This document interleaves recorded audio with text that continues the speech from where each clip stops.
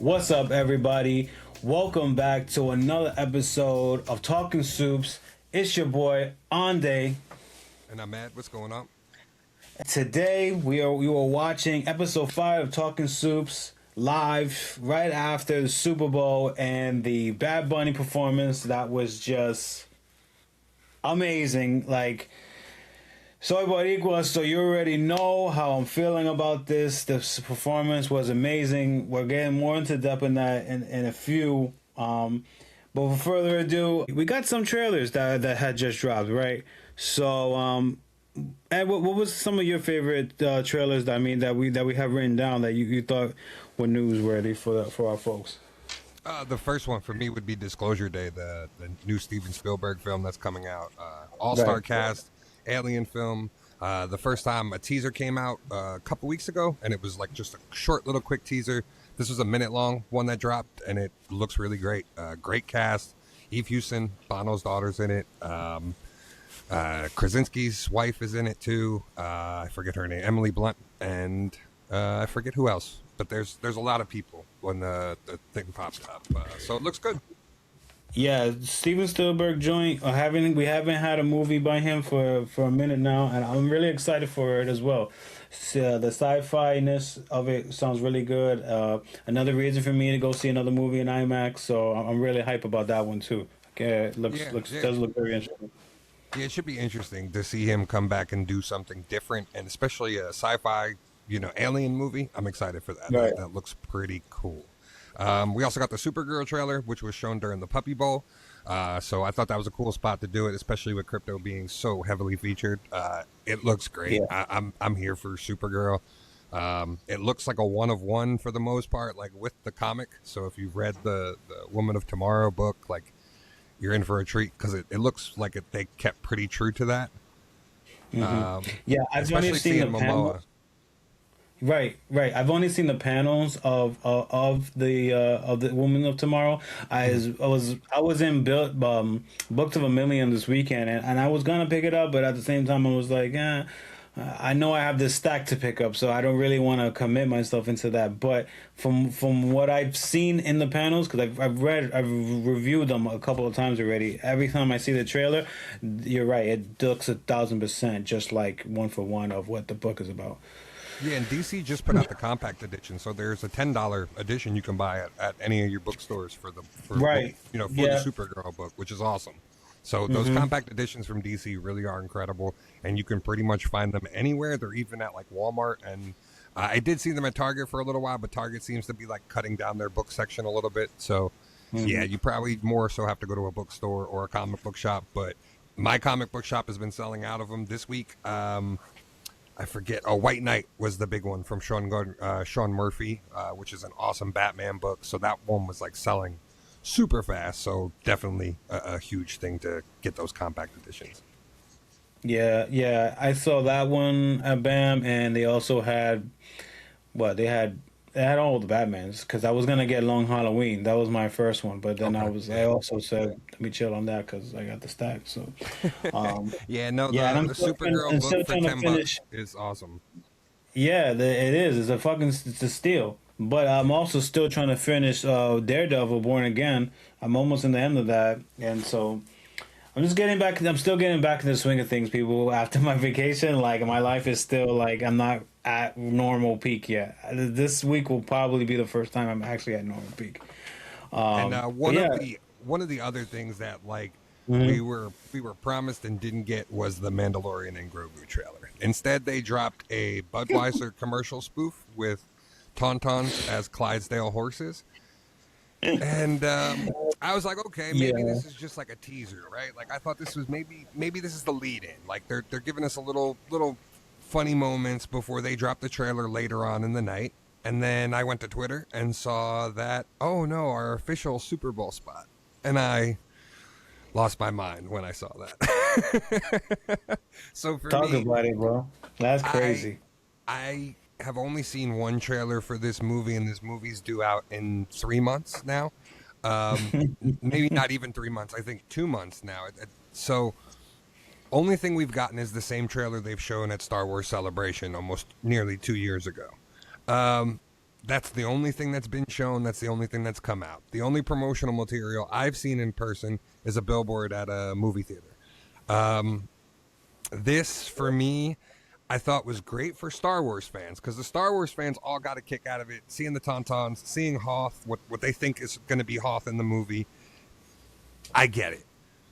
But for a general audience that you're trying to draw in to see a movie, that you need to be successful, as we've discussed last week, according to rumors and reports, that if we want to continue to see Mandalorian, if we want to continue to see what happens with Ahsoka and all these other characters in this timeline, this stuff has to be successful in the box office. And if it's not, then that's it. Like, they move on and do something else. So for me, I want to see Star Wars be successful. I want to see them be Star Wars, have it be something special where people want to go out and see these movies and make them something, you know? Right. But if they're not going to make the effort, then to me that screams like, I don't think they have a lot of faith in this movie being that good of a movie. And maybe it'll draw kids and families in, but I don't know how much you've needed to see of the other seasons of Mandalorian to go into this movie. I don't know if you're going to know like what's actually going on if you're just coming in fresh. I know they say that's like how they're billing this movie, but I don't know if that's the case. You know what I mean? Right. My thing though, like, and this has been since Mandalorian season 3 has ended. I never understood why we needed to have a movie in the fucking first place. Because I felt like the ending of that season was pretty solid on that. He is going on and doing his normal Mando things, and then that was it. Like, unless you're gonna bring back what's my boy's name? Boba Fett. Oh my god. The what were we gonna say? Boba Fett? No, the main villain.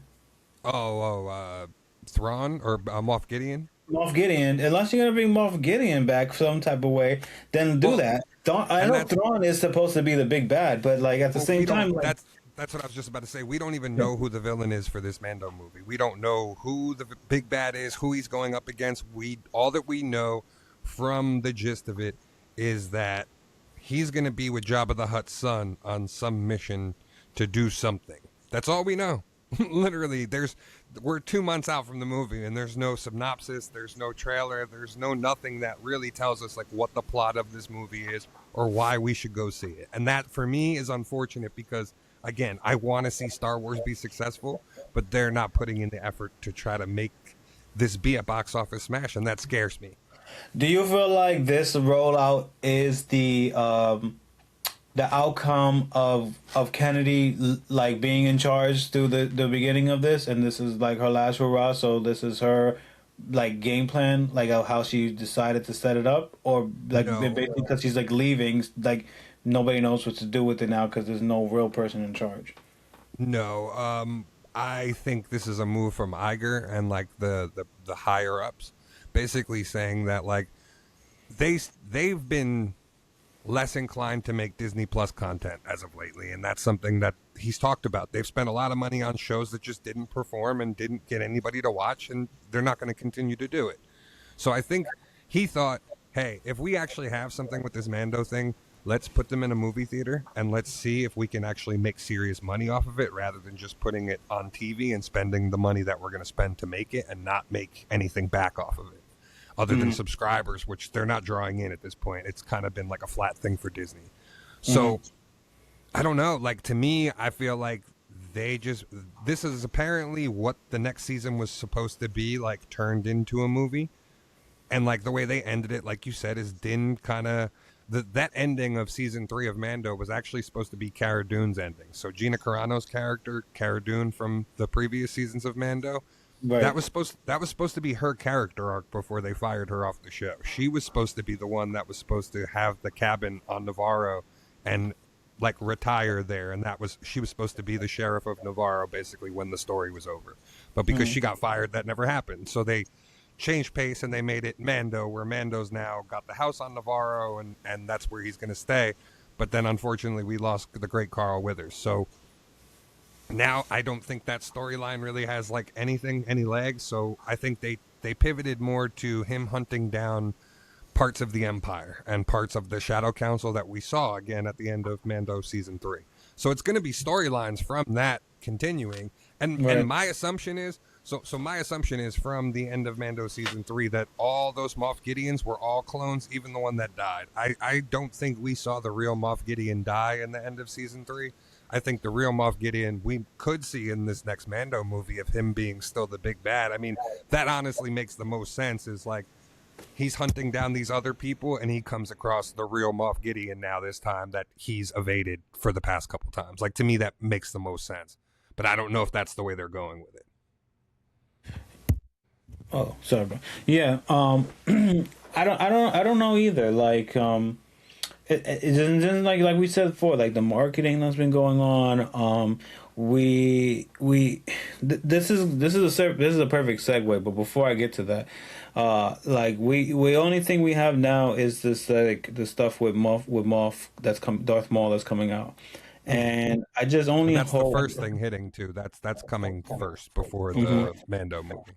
Yeah, and I just hope that what is happening with this movie right now is not a like future like 8 ball look into what the rest of this the Star Wars stuff will be become of, because like we said, like there hasn't really been much Star Wars stuff ever, a lot. I kind of want to touch on like what's the stuff that we're talking about with acolytes that was just announced. So the art book came out for Acolyte, and there was plans and plot details that were in the book, and then Leslie Headland chimed in and basically confirmed that the original plot for Acolyte was, had they got a season 2, the reason they showed Darth Plagueis at the end of season 2 was to basically let you know that he was going to be the antagonist in the next part of the season had the show continued. It wasn't going to be where the stranger, Manny Jacinto's character, was going to be one of his apprentices, because as we know, eventually Palpatine becomes his apprentice and then he kills him like he tells Anakin in Revenge of the Sith. But they were basically planning on making this character the first Knight of Ren, and I thought that was very interesting going into the sequel trilogy, is like, and going that far back, because Acolyte took place 100 years before Phantom Menace, so we would have had the first Knight of Ren going all the way back, 100 years before Phantom Menace, pretty much, and all the way through until the sequel trilogy. So I'm sure the mantle would have passed as time went on, but the stranger would have been the first, I guess, and that was why his Right. helmet was shaped and inspired the way that it was inspired. It was meant to look almost a little bit like Kylo Ren's mask, just different, obviously. Yeah, and although I wasn't the biggest fan, I wasn't the not the biggest fan. I wasn't the fan for acolytes at all. The knowing this now it does make the story a little bit more interesting.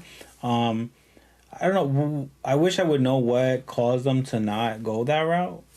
Because this would have been cool. My whole thing was, if that was your plot point and that's what you were going to build this show around, you don't save it for a season 2. That should have been the plot point for the show, and the show would have done much more better than Oh what yeah, they did with it.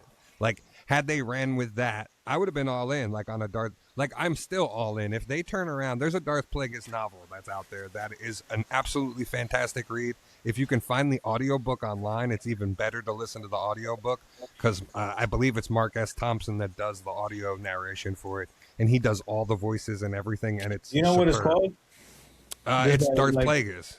It's okay, called Darth Plagueis. Yeah, okay, and so it basically tells the story of Darth Plagueis and how he became, who he was, and then you basically see him meet a young Sheev Palpatine and take him under his wing and become his apprentice, and it leads all the way up simultaneously with the Phantom Menace. So as the end of the book is occurring, you basically come to find out that, like, Palpatine kills Darth Plagueis the night he becomes Chancellor. So when you're watching Phantom Menace, it gives you a whole nother approach when you're watching that, because now you're thinking of, like, what's happening off screen after reading the right, novel, of like, hey, while this is going on and, he gets voted in as Supreme Chancellor, that same night he goes back to his hotel, he celebrates with Plagueis, and he kills him in his sleep, just like he tells Anakin later on. Like, so it's a cool, like, more thread to the story. And for me, if they want to do that as a TV show or a movie, I'm all in, because to me hell that's one yeah, of my favorite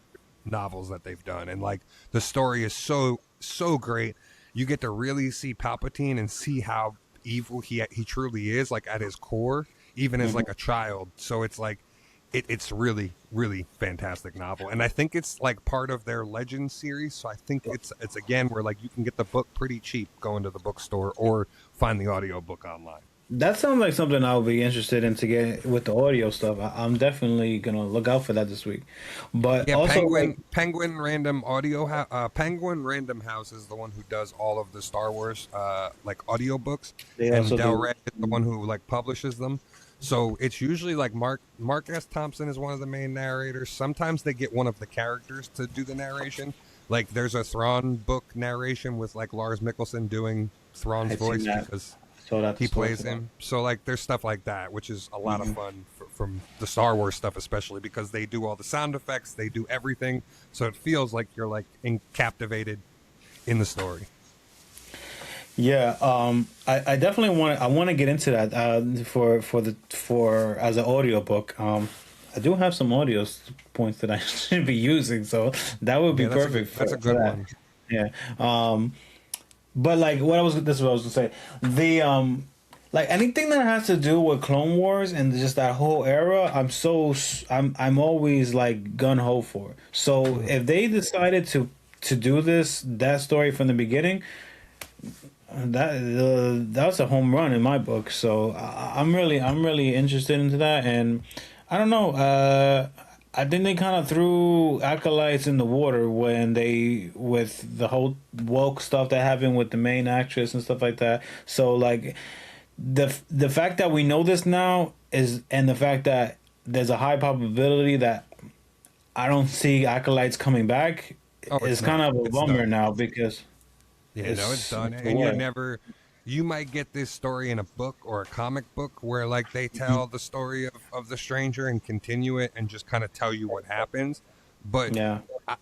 there's no chance that show's coming back. That show is dead in the water. They spent way too much money on a show that nobody watched, and anybody who did watch it pretty much gave up after like the third episode when they tried to break like canon with the I, whole creating another force, Yo, Messiah, and it no. I try to watch that. I watch it through the. I did watch it all the way through, but as I'm watching all the way through, I was like, I had hair at that time, so I was pulling my hair out because I just could not stand. Like, I just was like, dude, this is crazy, man. Like, oh yeah. And And like then I heard people say acolytes. It wasn't that bad. It was. I'm like, you were not watching the same show as me. yeah, it was a bad show, and in my opinion, like if they really wanted to do something, you have Hayden who keeps wanting to do Star Wars stuff. You have Ewan McGregor, and you have the younger actress that played Ahsoka in the flashbacks for the Ahsoka show.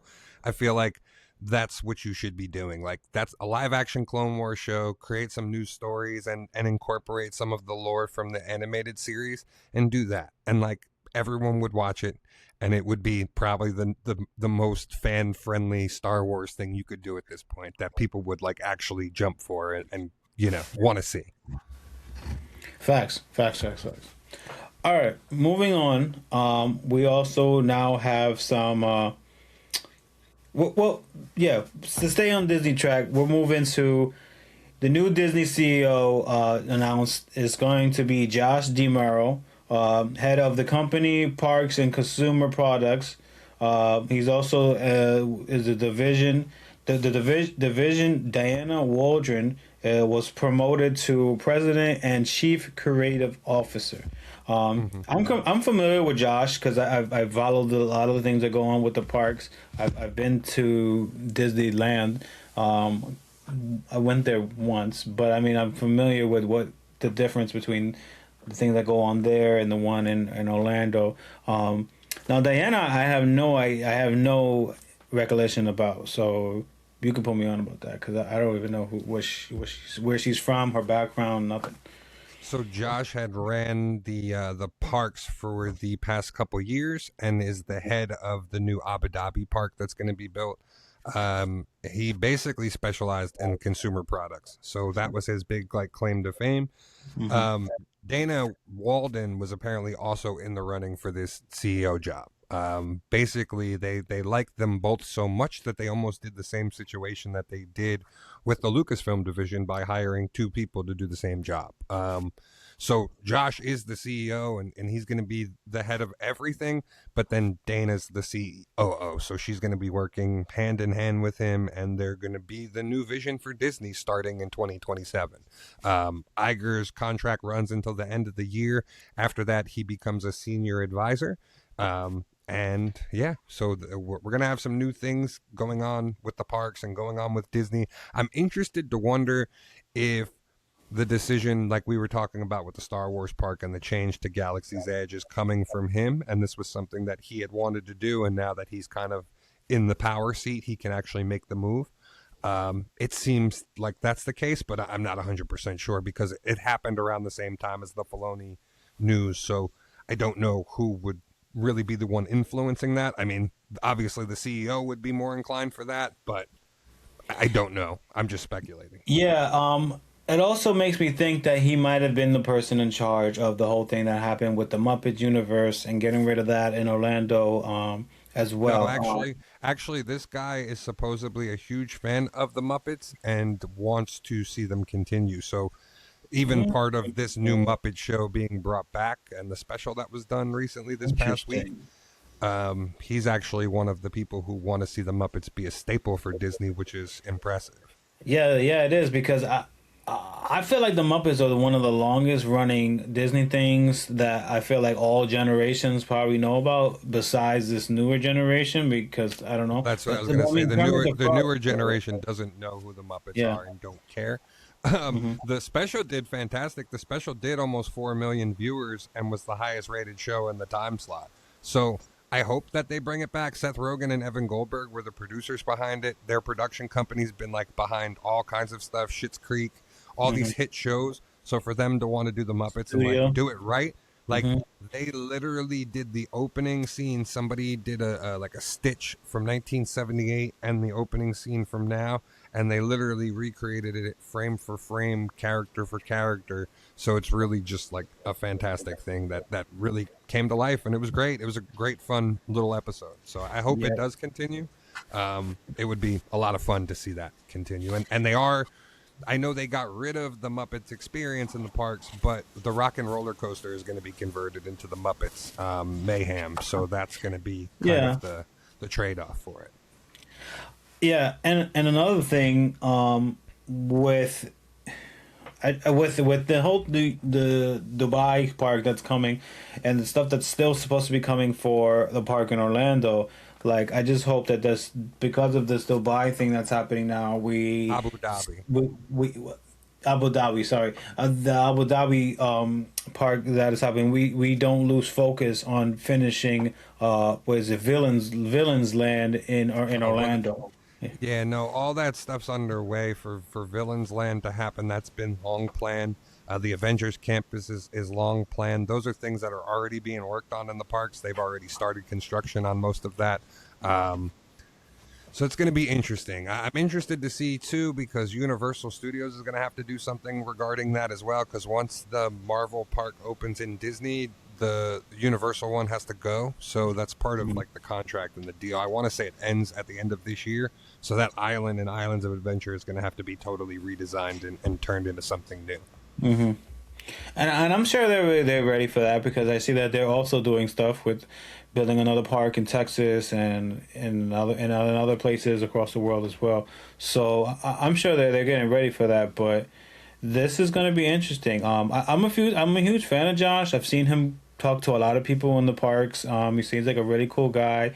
Also, congratulations to Bob too. I mean, he held it down for as much as he needed to, and then it just gets to a point where you just got to hand over the mantle. I heard that he's still gonna be around as just like a help if he's on call for where they ever need him for any advice or anything of that nature. Senior advisor, yeah. Senior advisor. That's gonna be his title after the end of this year. Yeah. Yeah. So like that's also dope too. Like, he really helped get that Marvel connection and Disney together. So I'm always gonna tip my hat to him for that. And yeah, so this is gonna be an interesting year. I hope that we have the most exciting things happen. Yeah, he retired and came back. So I mean, Mhm. because he That had part. to basically. So Yeah, that part. yeah. Now he gets to actually retire and still get paid for the rest of his life because he's going to be a senior advisor. So that's how that works when you're a Living CEO the of a fucking big dream, company. man. Speaking of CEOs of big companies, um, David Ellison from Paramount, you can fuck off finally because it seems like the Netflix and the WB merger are going to happen. The Netflix CEO spoke in front of the House of Representatives and Congress and gave a speech and basically laid out his plan for Warner Brothers and going forward of the Right. acquisition, what that means for Hollywood, his plan to stick to the 45-day release window for theatrical films. He had to explain to officials why some movies have shorter release windows, and I think some people took clickbait on the fact that he mentioned Sinners and he mentioned Superman, but those two movies weren't deemed failures. Sinners are obviously the most nominated film this year. Right. Sinners switched to a different format, and they did a classic format for Sinners. So that's why it had a shorter release window because they got it up in time on HBO Max so that people could watch it and then still go see it in theaters at the same time with the different version. Superman, they expedited that to get that up and out on DVD so that by the time Peacemaker hit, you could watch Superman and then go right into Peacemaker and know That is exactly right. what was That is going on. true. Yeah. So there was no like I saw people trying to make clickbait out of that. And, oh, the CEO says Superman was a failure, and that's not the case at all. They had that plan in place so that you could watch it and understand what was going on in Peacemaker and weren't going to be completely lost as to like what was happening. So I'm For me, excited. For me though, the thing that I heard him say is that they are planning to have same day release, like same theoretical release days as like they normally had with Warner Brother films and just any other movie studio in general.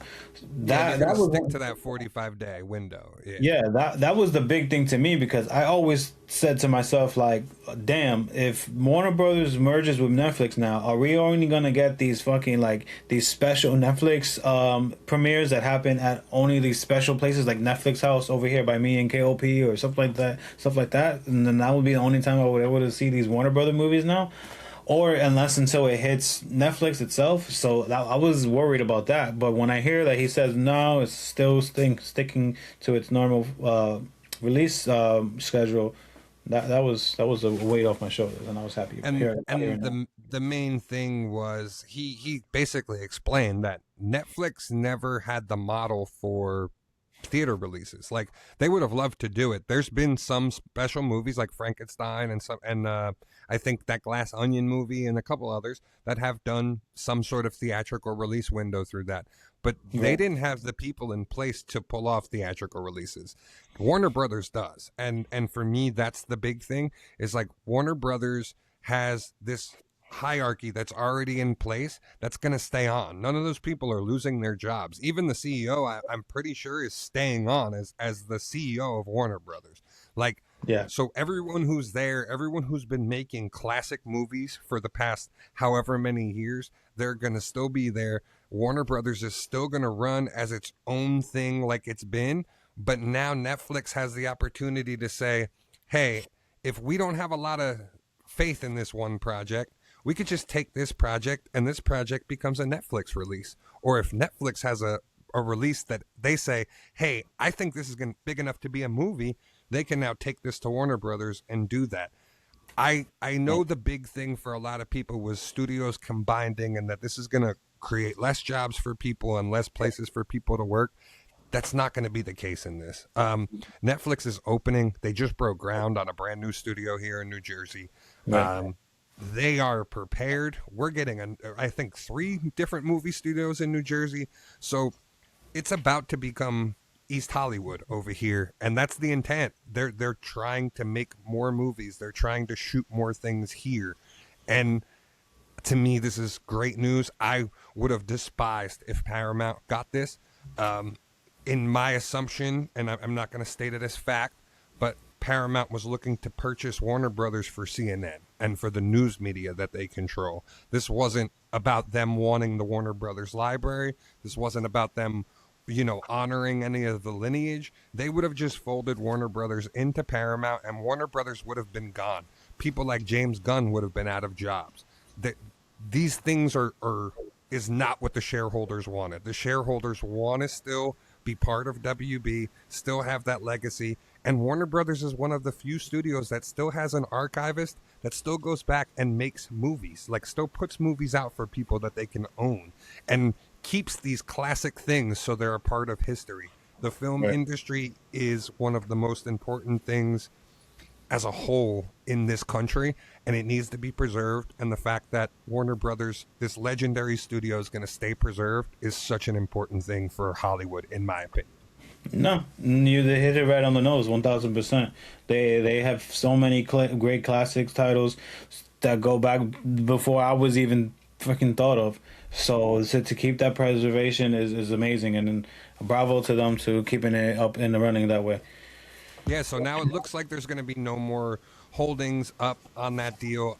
It looks like they're going to sign off on it. I know Ellison, being close with the Trump administration, had threatened that he was going to do everything he could to try to put a wrench into the deal, but it's not going to happen. This deal is going to move forward now, from what it looks like, and we don't have to worry. Yeah, fuck that shit. Yeah. Speaking of Warner Brothers, Knights of the Seven Kingdoms, episode 4 and 3. Well, 3 for you. Yeah, I talked about 3 last week. So let's start on episode 3. What did you think once you finally watched episode 3 and got the reveal? Well, like you said, the relationship between them two are just, it really is starting to hit home for me. And the casting in this has been just phenomenal when it comes to that aspect of it all. When he got the reveal and the way how it was so abrupt as well, and he Duke kind of felt like somewhat betrayed in a way, was super was telling to me. But as we go into episode 4 and he starts explaining himself and all these things, and it just sounds like he's just getting with this, he's just down with it, and it's just been amazing so far. I'm just genuinely surprised and enjoying this show a lot. And this latest episode, episode 4, is now the highest rated episode in all of Game of Thrones fandom. So over any episode of House of the Dragon, over any episode in the original in the original Game of Thrones series, this episode 4 is rated higher than anything. I think it was at a 9.7 the last time I looked on IMDb. So that is phenomenal for this show. I did not expect this show to take off the way it did, and I'm so happy that it did, because I love this story and I love these characters. And to see the fact of that the way the tournament works out, and how Dunk gets challenged to this 7-on-7 duel, not just a 1-on-1, because Arian's a little shit and he's afraid of Dunk 1-on-1. So he does the 7-on-7, this combat that hasn't happened in 100 years or something, the Baratheon says. So that's the only reason the Baratheon joined the team, is because he wants the glory and the fame that comes along with whoever my wins horse this is dirty too, man. And I'm so dirty. Those parts be the most sentimental parts to me about this show. I'll be like, fuck you for even doing that shit. Well, and you see that the guy who got his horse impaled in the last episode, he's part of Dunk's squad now, riding with a broken leg, and Dunk's like, isn't your leg broken? And he's like, as long as I stay on the fucking horse, I'm fine. If I get off the horse, then I'm fucked. But as long as I stay on, we're good. So and then the fact of the Apple family, the one guy getting promised a lordship by Aryan Brightflame. So he leaves Dunk's team and goes to take the lordship over, taking a knight, and the Baratheon knights the squire and makes him a knight so he can fight on Dunk's team. That was so awesome. And then the triumphant moment of, I think, everybody's favorite character in this show, Balin Targaryen. He comes riding in his son's armor, takes his armor off, and his brother looks at him and goes, "What the fuck are you doing?" And he's like, he struck my son. And he's like, but he defended the honor of somebody. That's what a true knight does. And just shows that, he really is the king that everybody wants, and the guy that everybody wants to see on the throne. And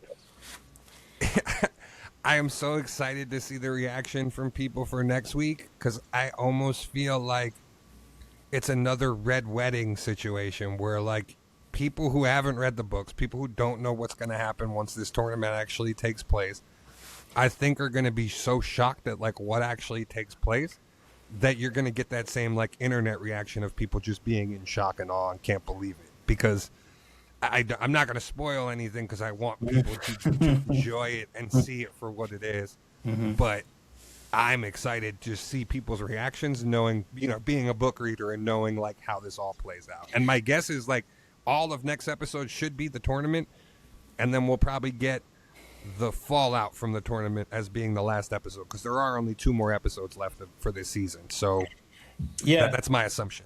The thing that makes this show so enjoyable to me is that it's not as so like like it's not so heavy on just like trying to figure out what characters are who and just like the lore that is before this and stuff like that. Like everything is just super light. And it's just so it has a very lighthearted like comedy aspect to it too, so that also helps the show become more enjoyable to watch. And this is like coming from somebody who, you know, I've watched Game of Thrones, I've watched House of Dragons as well, but just like this show is just a little bit more laid back than most, and I think that's what's happening with the viewership as well, because it allows people to just, you know, not have to be such like the biggest Game of Thrones fan ever to understand what's going on, and I think that's helpful as well, especially with the Game of Thrones and its fandom and always being like so hard on people on what you need to know and about to get into the series. So it's been really great, and I'm happy to see the show being as enjoyable as it is. And I think parts of it too is like, with some of the other shows, you got to remember all these houses. You got to remember all these characters. Right. In this, you really don't need to know all the characters. You just got to know who the Targaryens are, which you pretty much do by their armor and the dragons. Right. And then you know Dunk and Egg, and you know who the hero and like who the good guy is in this story. And who Egg is my favorite, yo. And it's like it's cut dry. It's not like Game of Thrones where like one episode this guy might be doing something good, and then the next episode something bad happens to him. So it's like, you know, you have to constantly go through that with House of the Dragons as well, where like you're trying to keep pace of who's related to who and who's on whose side. Exactly. Going by different storylines and things of what nature. It's just like it's super standard. You only really know about Dunk and Egg, and that's all they picture about. And like I said again, the cinematography, and this is just so fucking beautiful that you just want to fucking look at everything because it just looks so fucking beautiful. Well, yeah, and the fact that they're shooting all on one location, like in a small space, it makes it a lot easier on them going forward with that. Like it's not bouncing around to different parts of the globe with a big cast. It's very contained, and the same characters are being used. Like the innkeeper from episode 1 or 2, that like where he first meets Egg. I think that's episode 1.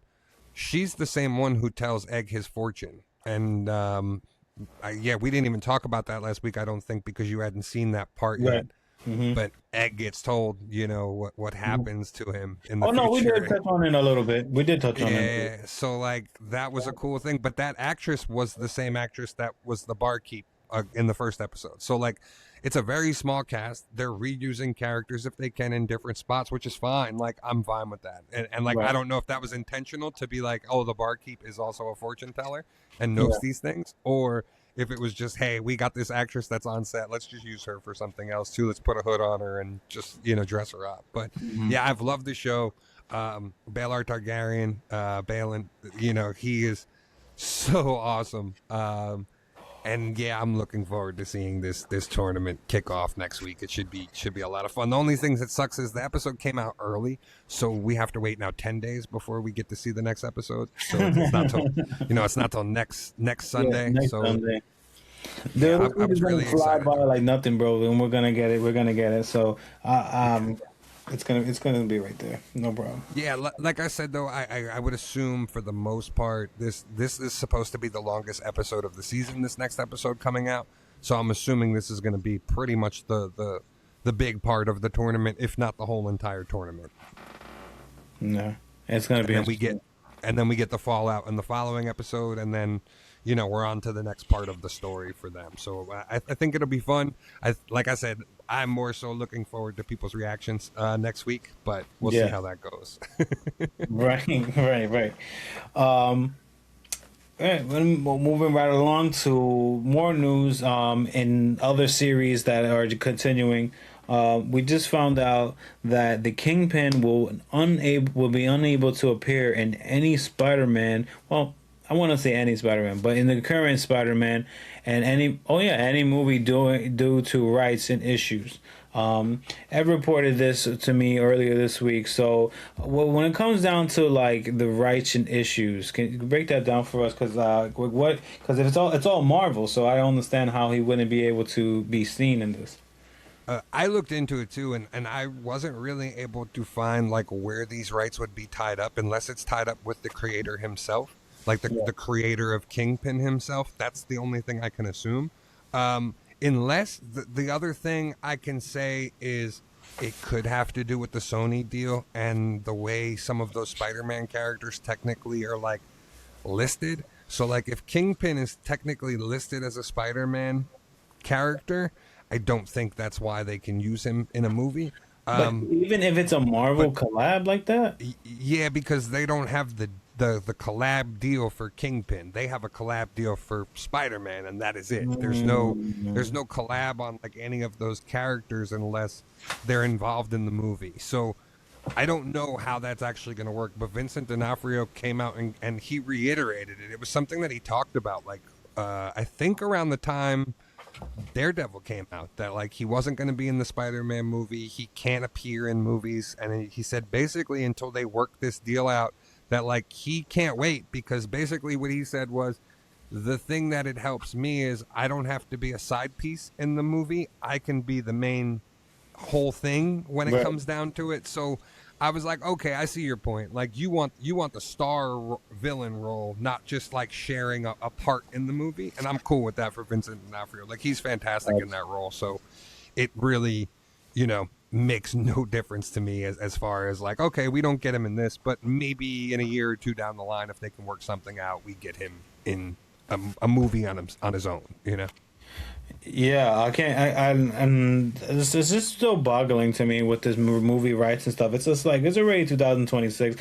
I don't understand why we're still fighting for rights for characters that were already in the Marvel universe for so long.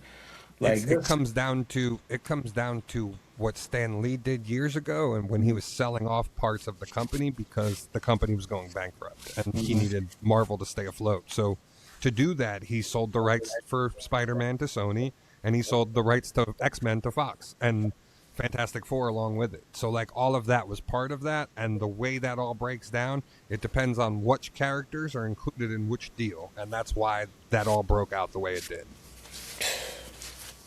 So unfortunately, Kingpin is wrapped up in all of that, and I guess it's still unresolved. So that means we can't. No, well, he didn't mention anything about Daredevil, so that's still on the table. Well, he'll be in Daredevil. That's not the case. It's just a movie situation. He can't appear in the movies, I guess, until they work out contractual rights for the character to be able to appear in the movies. Yeah. And I was going to say, well, Daredevil, because he's already was in Spider-Man last movie, so... Yeah, no, and it's none of the other characters are impacted by this. It's only Kingpin that's impacted by it. So we'll see what happens. We'll see what happens. Yeah, we'll see what happens. Yeah, and other than that, the only other trailer and thing that we got this week was Monarch Season 2 coming back, and this season it looks like Kong is going to be a big part of it, so it should be fun. If you're a fan of the MonsterVerse movies and the Godzillaverse Kong and all of that, it's all part of that universe, but it's a prequel. And part of the show takes place in the 1960s, and part of the show takes place in current day. So it's a lot of fun.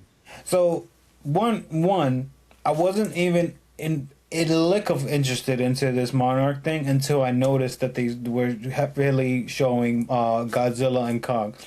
Oh, season 1 was fantastic. Yeah. I remember it coming out back in the days when Apple TV first started. I didn't get through all of it, but I did like it because it gave you the different monsters that they don't really show you that often. Or if you never watched the Japanese Godzilla, you wouldn't even know who these people are. So Well, I thought it the was whole cool thing bringing it to a it's wider audience. continuing on from John Goodman's character. That's what the whole storyline is revolved around. John Goodman's character from the original King Kong movie that they did. So it's basically him as a younger man and his the woman that he ends up marrying, which is played by Anna Sawai, and this was before she won Is the the King award for Kong you're Shogun. referencing, is it the one that Steven Spielberg did? No, it's the King Kong that was done with Tom Hiddleston and Brie Larson. Which is That King basically Kong like the movie. same thing with Samuel L. Jackson. No, the Jack Black movie is and the Peter Jackson movie you're talking about is a totally different thing. no, That's no, not connected. I'm saying the one you're talking about is the one where they ended up actually doing Godzilla versus Kong. No, that's later on. Those are connected in there, but this whole MonsterVerse movie, like cinematic universe, Hmm. it starts with King Kong with, I believe Skull Island is the first one, and Oh, then I know which one you're talking about. That yes, okay, now that makes sense. Godzilla Hmm. and the Godzilla movies that they did recently with Elizabeth Olsen and all of that. So like Hmm.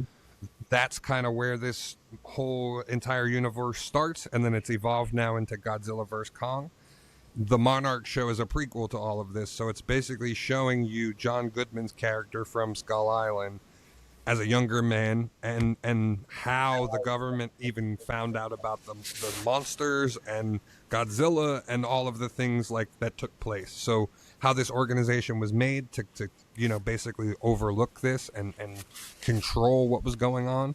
So it's a lot of fun. It's a great series. Wyatt Russell and Kurt Russell play the same character, which is awesome. They're father and son, and Right. so Wyatt Russell, U.S. agent, plays him in the 1960s, and then Kurt Russell plays him in current day. So it's a great like way to kind of do the show. So yeah, I've really enjoyed it. The first season was phenomenal, so I'm really looking forward. It looks like they stepped it up a lot for the second season, especially with the inclusion of Kong. Kong wasn't in the first season; it was just basically Godzilla. So it'll be cool. Yeah, I'm really excited to see more of that one as well. It's going to be interesting. Yeah, I Um, have all of those movies on DVD. They're like I love the like. Got the Godzillas versus Kongs got a little crazy as time went on. yeah, yeah, But we they're still kind of fun. Like I don't know, the last one was pretty out there, but it was still like a fun movie just to like watch, especially if you like Godzilla and King Kong and all of that type of stuff. So yeah. I'm really excited about that too. Trying to think of anything else. With that we can run into what we've been watching segment. Because I've been watching a couple of things recently. Um, I finished watching Smashing Machine with The Rock. It's an okay, AW. It's an A24 film, so expect the look and all that good stuff that they usually do with it. But overall, story wise, it was great. Especially if you're somebody who is into fitness and wrestling itself, you would really enjoy this one a lot. So I highly recommend you guys check that out. I'm halfway through finishing Weapons. I'm going through a whole Oscar nominee bag right now to see what was the hype about these movies, and a lot of the movies that I didn't want to see this summer, excuse me, are now coming out on streaming services. So it's kind of cool to finally catch up on all those things, especially where Oscar season. Weapons was really good too. Like Weapons was one of his. I like that way more better than Barbarian, which was the same Yeah, director. you know what's crazy about Weapons for me right now is like I'm watching it and it's kind of like the different perspectives are kind of like making me like a little bit annoyed because it's just like I don't know. The other reason it could It'll make make me sense when you get to the end. yeah, that's what I figured too. Yep. Also, I have fucking HBO Max with ads, so every fucking couple of seconds they'll throw a fucking ad on for 24 minutes, and then it just throws the whole movie off on me. So that's another reason that's been pissing me off too. Yeah, you got to Uh, get through that one. That one ends up being good, and they're going to be doing a prequel for the woman who's nominated for the award. The villain of the movie, she's going to be getting a prequel movie. so That's going to right be now coming. we don't have to say yes or no to this. So right now I'm at the part where I'm on Paul's perspective. and I don't remember the characters' names. oh, he's the cop that punched the dude Okay. in the face. Okay. He ended up telling the wife that, well, the wife had confronted him about sleeping with this girl, and now that he's going through that, he's seeing the bum dude or whatever again, and I'm around there with a bum dude. They're trying to show his perspective or whatever. Yeah. But Or when he got stabbed with the needle you're talking about, like the yes, hypodermic needle. yes, Yeah. yes. So now I'm on the part where I finally get to meet the girl Donna or whatever, and in my head I'm thinking she's the villain because Well, she. I'm not gonna spoil it for you. You got to finish the movie. It's a good movie. Ooh. It's worth watching. But Okay. Amy Madigan is the one who's nominated for the award, and she does a fantastic job in the movie. Okay. Well, that's good Yeah, enough. it's got a nice little fun, weird twist to it at the end. Yeah, a lot of people told me this movie was funny, and I'm not seeing the funny aspect of it. You will as the movie goes on. Like towards the end, it does have a couple parts that are like kind of funny. Yeah. Even like the way that the movie ends is like it's heartbreaking for certain characters, but like it's also funny the way like it does all take place. Like it's just a weird movie. Just like Barbarian was. Barbarian was a super weird movie, and this like follows suit. It's the same director, so it's all supposed to take place like in his same shared universe that he's been creating, but it doesn't like cross over. I think the only thing that does cross over is Justin Long's cameo. Justin Long is playing the same character in Weapons that he plays in Barbarian. It's supposed to be before he leaves for his trip in Barbarian. So like if you've seen Barbarian and you see what happens to his character, his cameo in Weapons is supposed to like take place before he gets in the car and goes and starts the Barbarian movie. So it's all like taking place simultaneously, which is a cool little like tidbit. But Yeah. Trying to think what else. Watching The Pit right now as well, catching up on that, and then I'm also catching up on some anime still as well. Honorable mentions: JJK, Fire Force. I've heard good things about Hell Paradise as well, and I'm just really looking forward to this new Dragon Ball Z that's to be coming out probably in the spring. So that's about it for me on what I'm watching right now. I finished The Wheel of Time on Prime and absolutely loved the third season.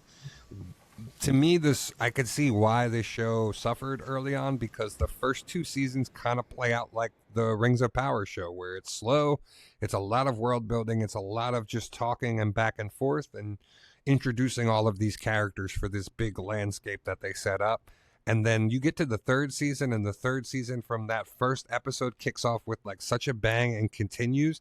And they unfortunately left the show on like a pivotal moment, so it ends right before they're about to go into this big battle. So like I know if Amazon was gonna cancel this show, they probably should have greenlit season 4 at least, so they could have kind of wrapped it up without doing all of the books, but they would have been able to kind of wrap up a good portion of the story had they brought it back for one more season, and that's unfortunate to me.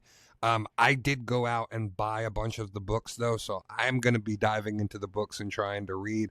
I've watched a bunch of YouTube videos about it so far and like what happens, because a lot of people say that there's 15 books in the series. So by the time you get about halfway through the series, a lot of people say you start forgetting like stuff that happens and you start kind of getting muddied in some of the slower parts of the books because it is a 15 book series.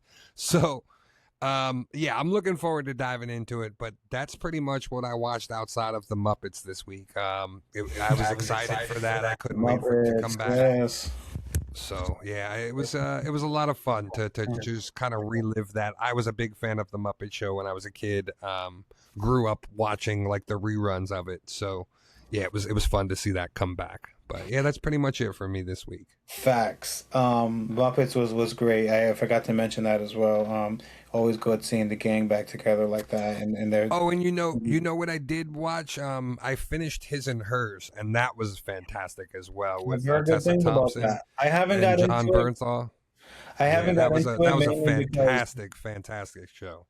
I haven't got into it mainly because I sometimes I start to feel like I'm falling behind on shows, and I just feel like the hype already died out on it, so I don't go back to it. But I recently saw a friend of mine do a review on it, and now you just mentioned it as well. And then I think my Yeah, mom also I, mentioned to me she I, was reading, I, she was watching it I too. it's a book, so it's a book originally. Yeah, But seeing it done in this Netflix show was absolutely fantastic. The twist at the end you do not see coming from a mile away.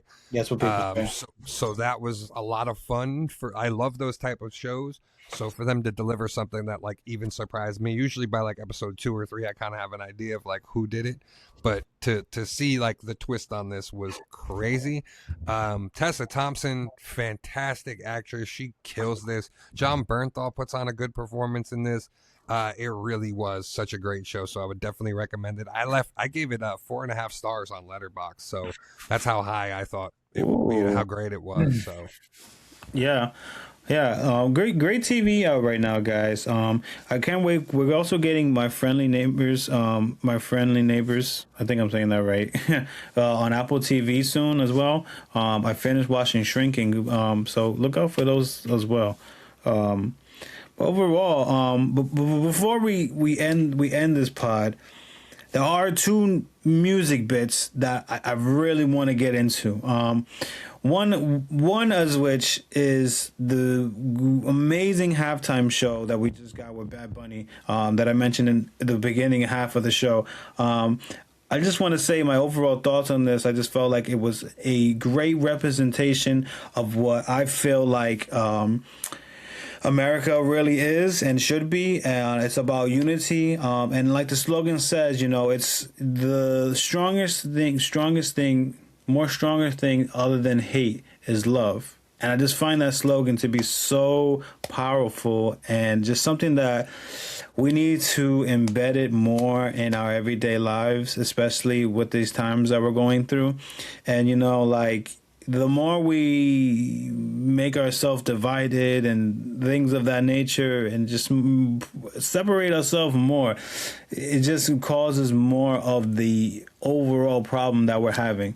But also just more detail about the performance, just like, the representation of, especially as me being someone of Puerto Rican descent, seeing him starting off in the freaking plantations, sugar fields where our ancestors were all slaves, that in Black History Month on top of that, because don't get it twisted, Puerto Ricans still we are also a part of that history as well, because we are still black.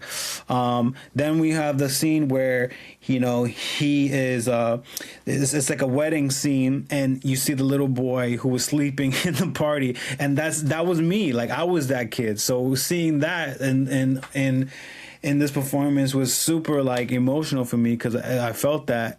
And then overall, this is the finale of seeing him representing every single country that was mentioned, from all of Latin America down to even saying Canada and United States. The special guests were great. I loved seeing Ricky Martin. Lady Gaga was really a fucking shock to me. I really thought we were going to get more Puerto Rican artists at that. But I love that song, and the fact that they did it in a salsa version was great too.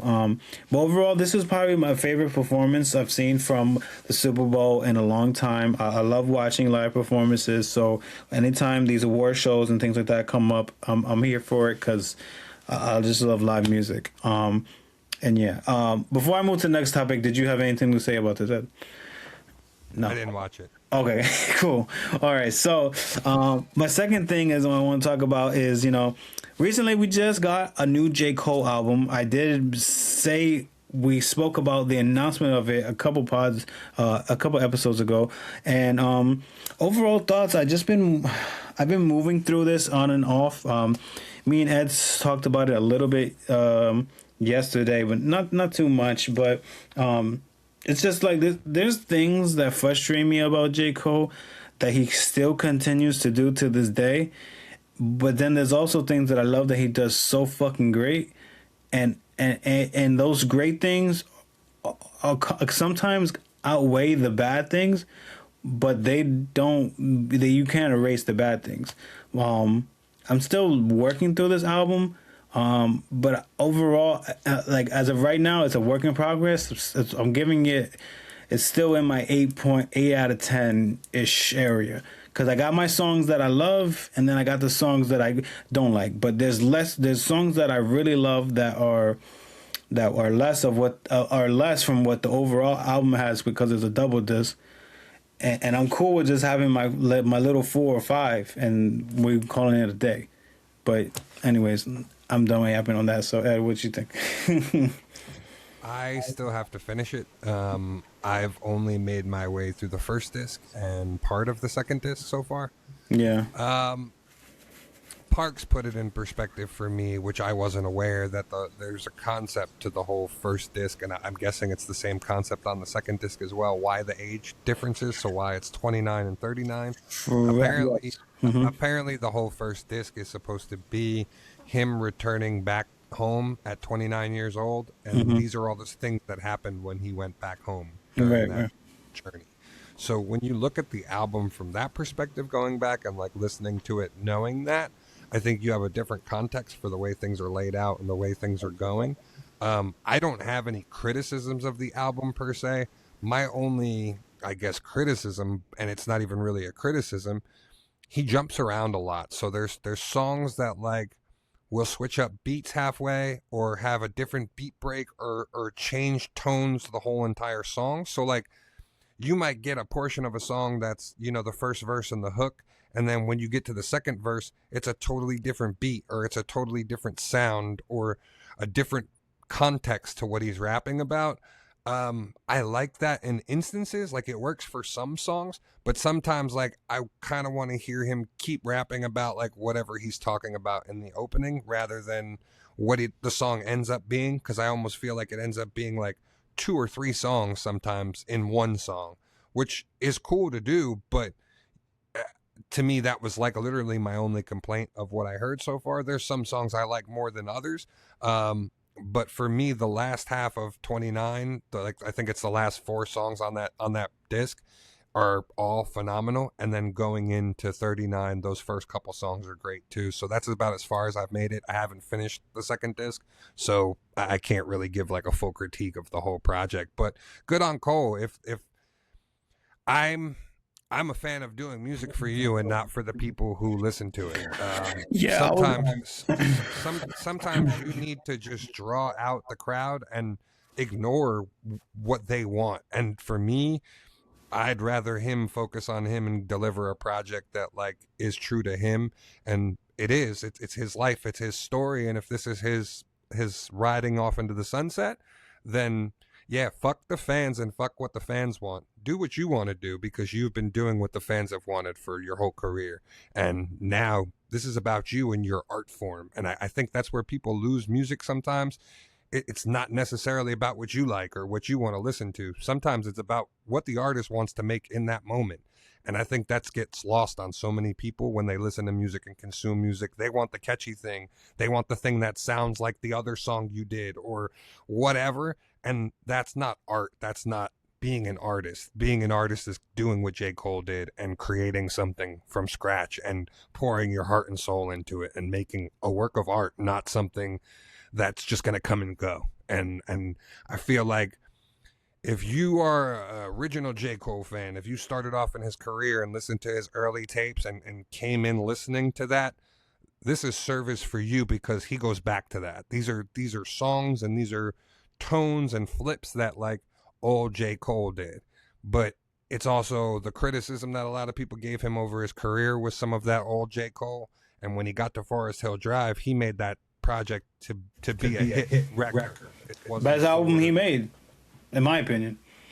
But that's why it was for main concern. Like it was for main audiences. It wasn't for the J. Cole fans. He did that as to be a major project, and that's what it turned into. But he was still being J. Cole though on that, because his storytelling on that was on the par as it is in the Fallout too.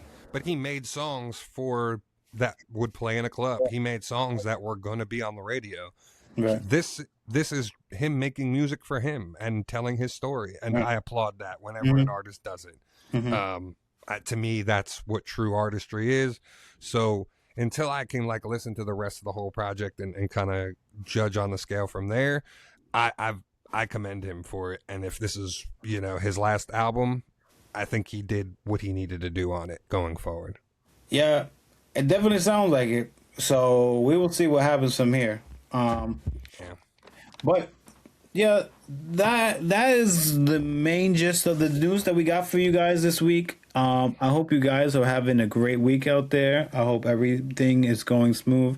I pray that you are healthy, living your life to your fullest. I want to start with talking about our comments of the weeks. I'll get into my stack. So right now, since I was gone in Puerto Rico and all that good stuff, I had some homework that I had to collect. So first things first, we have the Gene Loon and Freddie E TMNT series.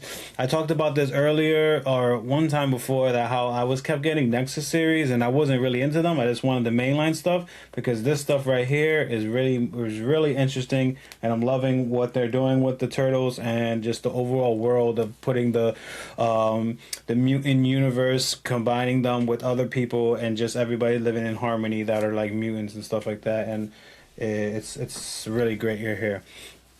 And then secondly, we have DCKO number 3.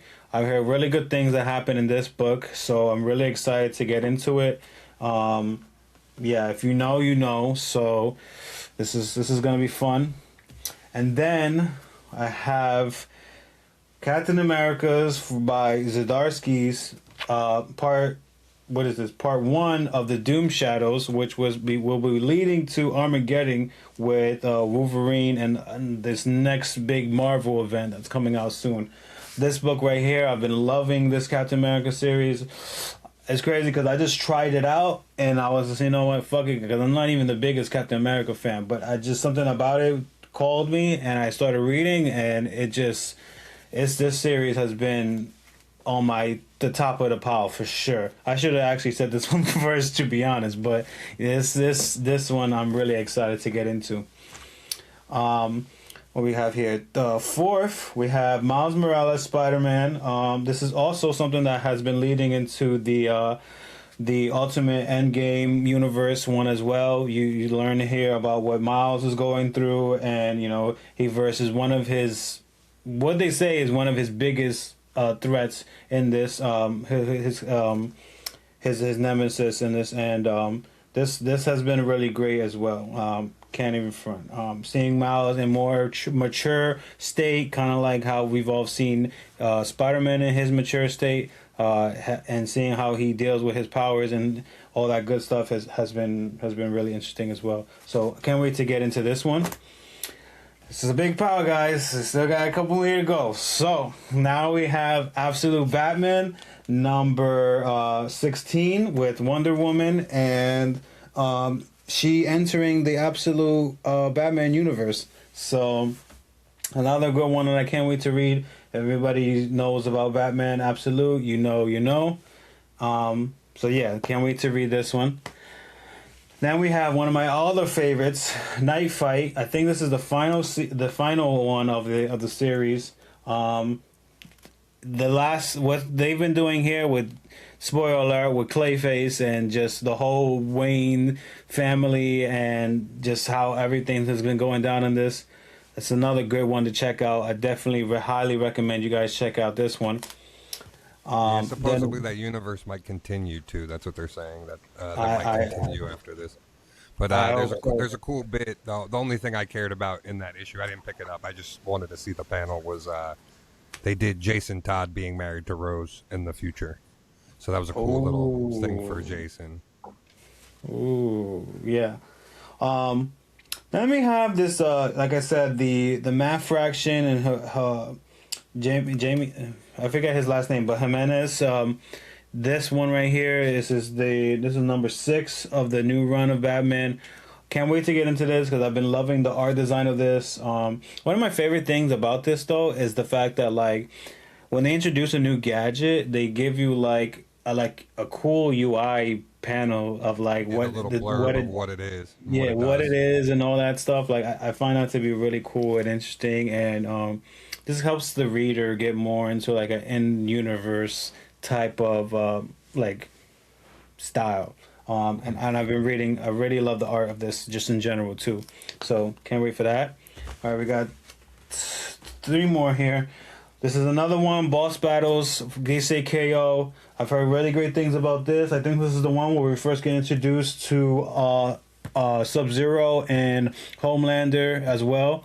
So this will be fun. With freaking Annabelle's in this as well, as you can see here in the front cover. So this is Boss Battles number 1. So this is gonna be a fun one. I can't wait to see who versus who and all that cool shit. And then again, Ultimate Endgame number 2. First one was really okay. I made a video about this on my IG page. It's interesting enough. I can't wait to see what the maker has planned for them and how Iron Man, or should I say Iron Lad, has planned to change to help them out in this series.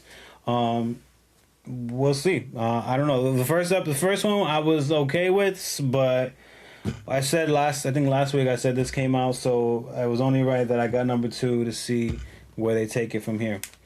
And then I want to say the best for last for me. And then I just recently picked up Uncanny X-Men, trying to stay up to date with Ed and his X-Men lore and what he's reading, so that way when I come back here we can kind of talk about things. So I figure I picked this one up as well, and I can't wait to see what they do. Wolverine's on here. I also seen there's a new Wolverine as well. With he versus the Alpha Flight. Eventually I'll get to that too, but as you can see the stack here, I had to pick and choose this week, so it is what it is. But other than that, this is where we're at with that.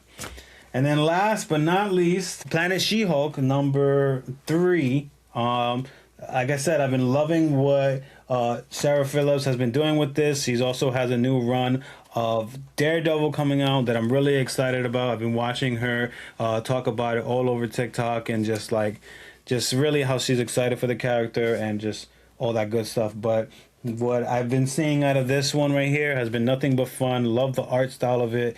Love just the overall take on how she did with She-Hulk. So these are my comics of the week. It was a very heavy pile. I had a lot to catch up on. So yeah. Other than that, Ed, take it away.